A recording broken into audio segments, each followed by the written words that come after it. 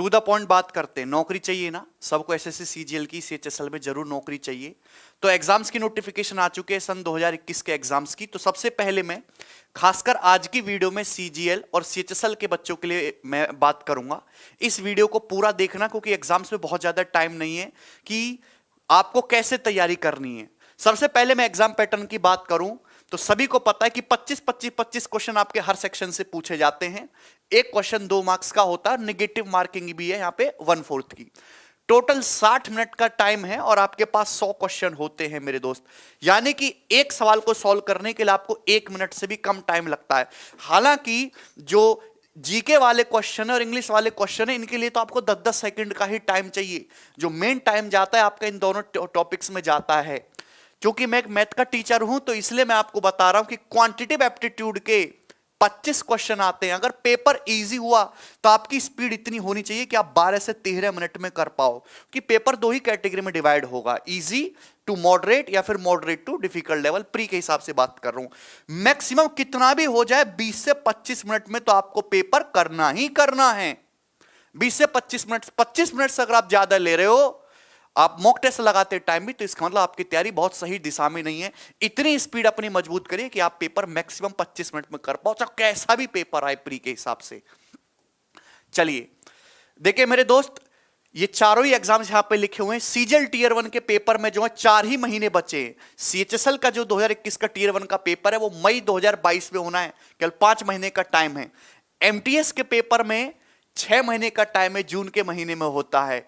और selection phase 10 का जो पेपर है वो जुलाई में, इसमें 7 महीने बाकी हैं। तो 4, 5, 6, 7 महीने में आपके सारे पेपर हैं। सीपीओ के साथ थोड़ा गड़बड़ है। सीपीओ की जो डेट दी है उसने 1 साल के बाद दी है, अगले साल दिसंबर में। पर ये जो 4 एग्जाम है ये आपके अगले 6 महीने में पूरे हो जाने हैं।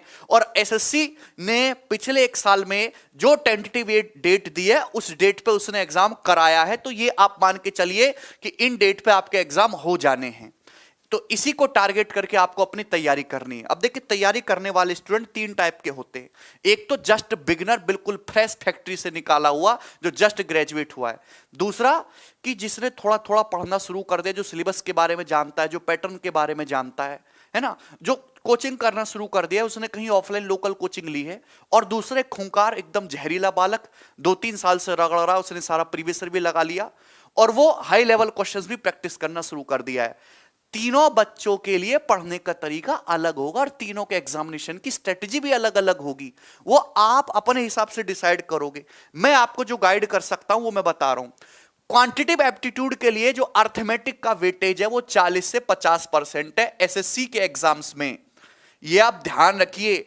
एडवांस का वेटेज ज्यादा है इस टाइम।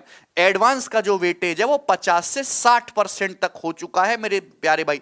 25 सवाल में से मोर देन 13 क्वेश्चन आपके एडवांस मैथ से आएंगे और 2 से 3 क्वेश्चन आपके डीआई के फिक्स हैं। 2 से 3 क्वेश्चन आपके डीआई के फिक्स हैं। अर्थमेटिक में आपको 2 चीजों पे काम करना है, आपकी स्पीड पे। आपको सवाल तो बहुत सारे करने आते हैं, शॉर्टकट भी आपको सारे पता है, पर आपकी स्पीड बहुत ज्यादा तेज नहीं है। तो जब आप पूरा पेपर अटेम्प्ट ही नहीं कर पाओगे तो सिलेक्शन कैसे होगा। दूसरी बात कि जो 10-12 साल पुराने सवाल उनमें डाटा बहुत इजी है। 10%, 20%, 15%, 2:3, 3:4 ऐसे सिंपल डाटा आजकल यूज नहीं होते हैं। सवाल तो वही पूछे जाते हैं लेकिन थोड़ी न्यूमेरिकल वैल्यू को, डिजिट्स को बड़ा कर दिया है, डेसिमल का ज्यादा यूज किया गया है। तो आप फ्रेश सवालों की ज्यादा प्रैक्टिस करें जो रिसेंटली 4-5 सालों में पूछे गए। आपको अपनी कैलकुलेशन को मजबूत करना, और कैलकुलेशन का कोई शॉर्टकट नहीं होता। छोटी छोटी आप शॉर्ट वीडियोस देख के अपनी कैलकुलेशन को मजबूत नहीं कर सकते। It takes lot of time. एक लंबा प्रोसेस है 3 से 4 महीने का। जितने ज्यादा सवाल प्रैक्टिस करोगे, सवालों को जल्दी करने की जितनी कोशिश करोगे, जल्दी जल्दी जल्दी करना, जल्दी करना, जल्दी करना, जब आपके दिमाग में ये चीज घूमती रहेगी तो आपकी कैलकुलेशन अपने आप मजबूत होगी। एडवांस में देखिए आप अपनी एक ना शॉर्ट नोट बुक बना ली, शॉर्ट बुक, जिसमें आप सारी थ्योरीज, फॉर्मूला, की पॉइंट्स को लिखते रहें। छोटे छोटे की पॉइंट की ये आएगा, ये इंपॉर्टेंट बात है, कहीं मैं इसको भूल ना जाऊं। जब आपका एग्जाम टाइम होगा तो उसको रिवीजन करना। ये आपको खासकर एडवांस मैथ के लिए करना है। एक बात और कि कैलकुलेशन को मजबूत करने के लिए आपको डेली 20 मिनट से, देखिए हर स्टूडेंट के अलग अलग टाइम हो सकता है, 20 मिनट से आधे घंटे आपको देना है। 30 तक पहाड़ याद होना मैंडेटरी है। 1 से लेके मेरे हिसाब से तो आप कम से कम 50 तक स्क्वायर याद करिए, वो बड़े काम के हैं। क्यूब आपको याद करने हैं 1 से 25 तक, लेकिन ये काफी नहीं है। आपको क्या होगा कि लग रहा होगा कि मैं कितनी मजाक कर रहा हूं, लेकिन ये बहुत सीरियस बात है बेटा, बहुत सीरियस बात कर रहा हूं मैं, आपको होना चाहिए। लेकिन इसके अलावा आपको एक यूज आनी चाहिए, एक ऐसी चीज जिसके साथ खेलना आपको आना चाहिए, अप्रोक्सीमेशन। बच्चे एग्जैक्ट गुणा करने में लग जाते नहीं, जिस दिन आप अप्रोक्सीमेशन का अच्छा खासा यूज करना सीखेंगे उस दिन आपका जाके फाइनल सिलेक्शन होगा। आपको यूनिट डिजिट से सवालों को सॉल्व करना आना चाहिए कि कहां यूनिट डिजिट लगेगा कहां नहीं लगेगा। आपको डिजिटल सम का, देखिए ये ऐसा नहीं है कि डिजिटल सम सीख ले तो हर सवाल में जबरदस्ती लगवाऊंगा, नहीं, यह भी पता होना चाहिए कि किस सवाल में अप्रोक्सीमेशन लगाना है, किस में यूनिट डिजिट से करूंगा, किस में डिजिटल सम से करूंगा, और किस सवाल को मैं केवल ऑप्शन अप्रोच से सोल्व करूंगा विदाउट सॉल्यूशन किए। यह होता है कंप्लीट कैलकुलेशन है भाई। वो जापानी गुणा करना ये नहीं होता कैलकुलेशन, छोटी छोटी ट्रिक्स नहीं होती कि वैदिक मैथ से स्क्वायर निकालना सिखा ले, ये कोई कैलकुलेशन नहीं। This is the real calculation, आपको ये सीखना है, ठीक है। और ये एक लंबा प्रोसेस है, इसमें समय लगता है। एक बात कि अगर आप स्टार्टिंग फेज में हैं तो बहुत ज्यादा हाई क्वेश्चंस की आपको प्रैक्टिस बिल्कुल नहीं करनी है। आपको सबसे पहले अपने टीचर्स पे भरोसा रखना है। हर टीचर अच्छा है, जिसकी ट्यूनिंग आपके साथ बैठते हो आप उसी से पढ़ाई करें और अपना सिलेबस कंप्लीट करें। उसके बाद सबसे पहले प्रीवियस ईयर क्वेश्चन करें। हाई लेवल क्वेश्चंस आपको बिल्कुल प्रैक्टिस नहीं करने हैं अभी, कि बच्चे फेसबुक से पीडीएफ डाउनलोड कर लेते हैं, है ना, गूगल पे सर्च मारते हैं top 100 tough question for geometry, PDF आ जाएगी, उसको सॉल्व करेंगे। अरे बनाओगे तो हालत खराब हो जाएगी ना, वो ऐसे नहीं करना, आपको प्रीवियस ईयर सवाल ही लगाना है। प्रीवियस ईयर में भी खासकर 2016, 17, 18, 19 और 20 इन 5 सालों के ही पेपर लगाने हैं। और सारी पीडीएफ हमारे टेलीग्राम चैनल पे अवेलेबल हैं। मैं अब वहां से उनको डाउनलोड कर लेना, नहीं तो आप हमारी बुक्स ले सकते हैं अमेजन फ्लिपकार्ट से, ठीक है। एक बात और कि इसके केवल मेंस के नहीं, आपको प्री के भी क्वेश्चन लगाने हैं। अगर आप सीजीएल की तैयारी कर रहे हैं तो ऐसी बेवकूफी ना करें कि आप सीएचएसएल के क्वेश्चन नहीं लगा रहे। आप सीएचएसएल के लिए भी लगाइए, आप सीपीओ के भी लगाइए, आप एमटीएस के एक बार को स्किप कर सकते हैं, आप सीडीएस के क्वेश्चन को भी जरूर लगाइए। साल में 2 बार पेपर होता है उसका। मैंने पहले बोल दिया कि फॉर्मूला का और शॉर्ट नोट्स का या अर्थमेटिक की आपको कोई ट्रिक मिलती है तो उसका एक जो है अपनी अलग से डायरी बना लीजिए, कॉपी बना लीजिए, उसमें शॉर्ट नोट्स बनाते चलिए। कैलकुलेशन पार्ट के लिए आपको डेली आधा घंटा देना है अलग से, ठीक भाई। चलिए, कंसिस्टेंसी बहुत ज्यादा इंपॉर्टेंट है। एक दिन 6 घंटा पढ़ लिया, एक दिन 3 घंटा पढ़ लिया, एक दिन पढ़ा ही नहीं, ऐसे काम नहीं होगा। चाहे आप बिगिनर बालक हो, चाहे आप जहरीले बालक हो, डेली के डेली मिनिमम, मैं आज पहली बार बोल रहा हूं ये बात, मिनिमम 8 घंटे का आउटपुट आना चाहिए। 8 घंटे से कम की पढ़ाई को पढ़ाई नहीं कहेंगे, हाँ ठीक है ना। ये वीडियोस देखने के अलावा है। आप दिन भर लेट के 7 घंटा वीडियो ही देख रहे हैं, वीडियो देखने से नहीं, वीडियो से तो केवल आप जो है पढ़ रहे, सीख नहीं रहे। सीखोगे तो आप खुद से, जब आप खुद से प्रैक्टिस करोगे, खुद से जीके को रट्टा मारोगे। वीडियोस के अलावा 8 घंटे का आउटपुट आना चाहिए। हालांकि सिलेबस कंप्लीशन के दौरान वीडियोस में ज्यादा टाइम चला जाता, मुझे बात ये पता है, लेकिन सिलेबस कंप्लीट हो जाने के बाद भी 2 से 3 महीने का समय आपको बचता, उसमें मिनिमम 8 घंटे की पढ़ाई आपकी होनी चाहिए डेली की डेली।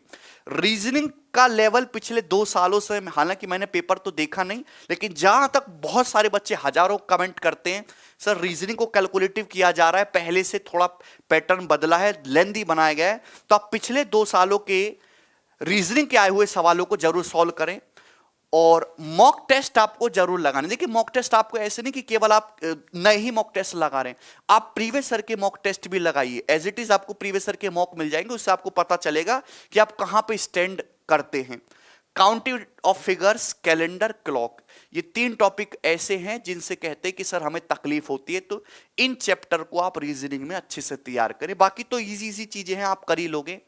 ओके, एक बच्चा जो है तैयारी करना शुरू किया तो पहले वो 25 किताबों का भंडार लगाता है कि अब पढ़ना शुरू करूंगा। तुम पढ़ ही नहीं सकते, कैसे पढ़ोगे 25 किताब? ना तो आपको बहुत ज्यादा किताब खरीदनी है और ना ही आपको बहुत ज्यादा टीचर्स को फॉलो करना है। आप अपनी प्रैक्टिस के लिए बहुत ज्यादा किताब और बहुत सारे टीचर्स को फॉलो कर सकते हैं, बट जब आप प्रिपरेशन के फर्स्ट फेज में हो, एक सिंगल टीचर पे भरोसा रखिए जिससे आपकी ट्यूनिंग बैठती हो, जहां से आपको समझ में आता हो या जिस पे आपको भरोसा हो। हर टीचर अपने आप में बढ़िया, पूरी चीज सीक्वेंस में पढ़ाते हैं ऑनलाइन माध्यम में, ठीक है दोस्त।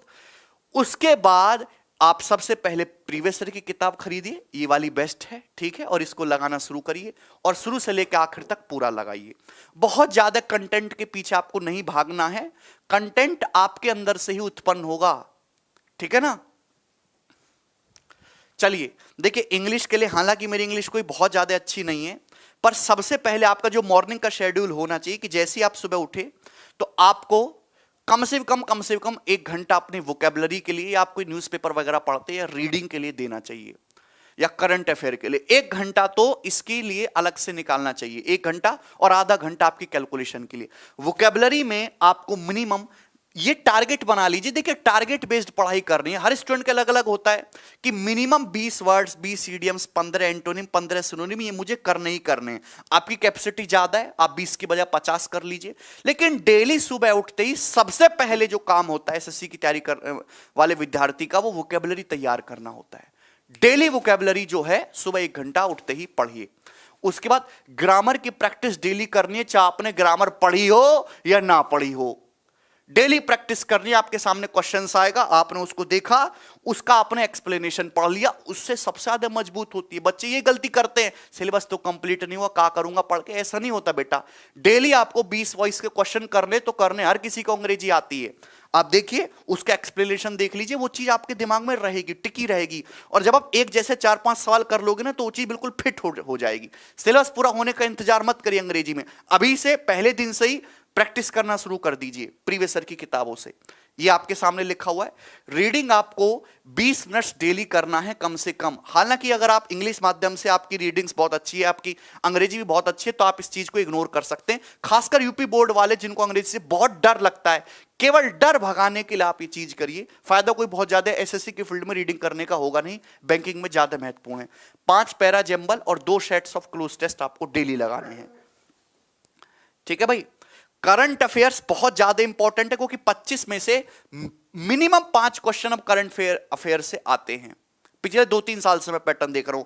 पर प्रॉब्लम यह है कि करंट अफेयर बहुत ही ज्यादा टेक्निकल, और मतलब बच्चों को उम्मीद नहीं होती कि ये भी आ जाएगा, और ये बहुत वास्ट है। इतनी सारी चीजें होती है, हमारे देश में विकास हो ही रहा है, तो बहुत सारी नई नई चीजें होती है, कहां तक रट्टा मारोगे। तो करंट अफेयर जो है डेली आप कर पाते हो तो ठीक है, अदरवाइज मंथली जो है शॉर्ट वीडियोस आती है। मंथली एक पूरा का पूरा जंबल आपको कलेक्शन मिल जाएगा, आप उसको मंथली जरूर करिए रिवाइज। करंट अफेयर आपको मिनिमम पिछले 6 महीने का करना है, आपके एग्जाम डेट के पहले तक का मिनिमम, कम से कम बात कर रहा हूं। लेकिन 1 साल तक के सवाल पेपर में पूछे जाते हैं, मिनिमम 6 महीने का तो करना ही करना है, ठीक है भैया। चलिए, और सबसे लास्ट में कि वीक में, हफ्ते में 1 दिन ऐसा निकाले, सैटरडे संडे, जो भी आपको सुविधा लगे, जिसमें आपको सबसे पहले कि उस हफ्ते में जो भी पढ़ाई करी है उसका रिवीजन करना है, जो आपने शॉर्ट नोट्स बनाए हैं उसको देखना है, और यह देखना है कि इस हफ्ते में मैंने कितना आउटपुट निकाला और पहले से कितना ग्रोथ हुआ, ठीक है। और मेहनत करिए बेटा, बिना मेहनत के कुछ भी फायदा नहीं होने वाला। डेली के डेली 8 से 10 घंटे का आउटपुट निकालिए। समय कोई बहुत ज्यादा है नहीं कि अभी तो 4 महीने बाकी है, 5 महीने बाकी है, दिन ऐसी हवा में उड़ जाते हैं। ठंडी का टाइम चल रहा है, दिन भी छोटा होता है, तो सुस्ताइए मत, मेहनत ज्यादा करिए। बच्चे बहुत ज्यादा लाइन में है ना, नंबर ऑफ स्टूडेंट बढ़ते जा रहे हैं, वैकेंसी कम होती जा रही है। कट ऑफ 85% पे पहुंच गई है, बच्चों की एफिशिएंसी -85% पे हो गई है। ऐसा नहीं करना बेटा, मेहनत करिए। इतनी मेहनत करो कि आपके शहर में तुम्हारे टक्कर के बराबर कोई पढ़ ना रहा हो, तब जाके नौकरी लगेगी, ठीक है भैया। और मैथ के लिए जो है, जो बच्चे बिगिनर हैं उनके लिए मैथ स्पेशल का बैच कैरिवल एप्लीकेशन पर हम शुरू ही कर रहे हैं दोस्तों, और उसकी क्लासेस भी शुरू हो जाएंगी 1-2 दिन से। और यूट्यूब पर भी हम अपनी क्लास लेंगे, क्योंकि एग्जाम था नहीं तो यूट्यूब पे पढ़ाने का कोई फायदा नहीं था। अब एग्जाम्स आ चुके हैं, बच्चे तैयारी करने में लगेंगे, अब सीरियस होंगे थोड़े, तभी मजा आता ना पढ़ाने में, जब बच्चे भी पढ़ने के लिए इच्छुक हों। तो जो है हम भी यूट्यूब पे भी अनाउंस करेंगे बच्चों के लिए, और क्लास लेंगे यूट्यूब पर भी, ठीक है भाई। चलिए, धन्यवाद भाई, और भगवान आपका भला करे, आपके फ्यूचर के लिए बहुत बहुत शुभकामनाएं। चलिए।